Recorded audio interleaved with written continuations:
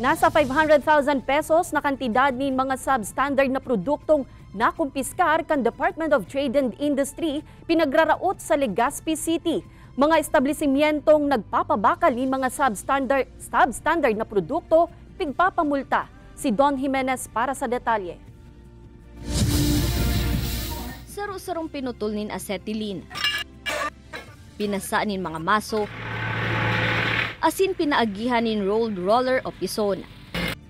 Iniyan ginibo sa maniba-ibang produktong nakumpiskar kan Department of Trade and Industry Bicol sa 69 mga establishmento sa mga probinsya ng Catanduanes sa Sinalbay. Ang mga nasambit na produkto, kinababalehan ng mga electrical product, helmet, electric fan, ceramic tiles, tubo, asin iba pa na haros maabot sa kabangang milyong piso ang kantidad.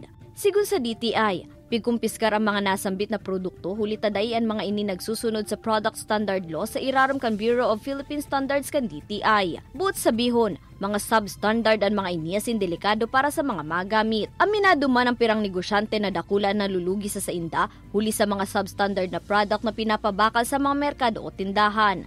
Karamihan ay mayroong thread at kulay pa, red color, na nag-competing with our light gauge, PNS 26 steel tube.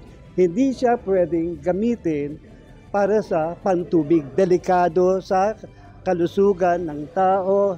Sigun sa DTI Bicol, nasa korte na ang gabos na kaso may kinaaraman sa mga nasambit na produkto kung sa inagaabot man sa 1.3 million pesos ang kinahampang na penalidad kan mga embeltong establishmento. Dakol na kaming mga activities sa pag-conduct to orient them, na mag-educate them sa mga tamang produkto na dapat ipabakal.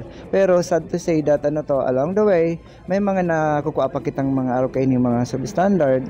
Dakol man ang nahinayang sa aksyon kan DTI na rauton ang mga substandard na produkto, alagad sigun sa ahensya, dayninda ini pwedeng idunar sa mga nangangaipo, huli sa huma sa seguridad sa mga magamit kaini. Liwat na pagirumdum kan ahensya sa publiko na syertohon na may PS mark, asin ICC sticker ang mga babakalo na produkto, tanganing maasigurar man ang kalidad kan mga ini.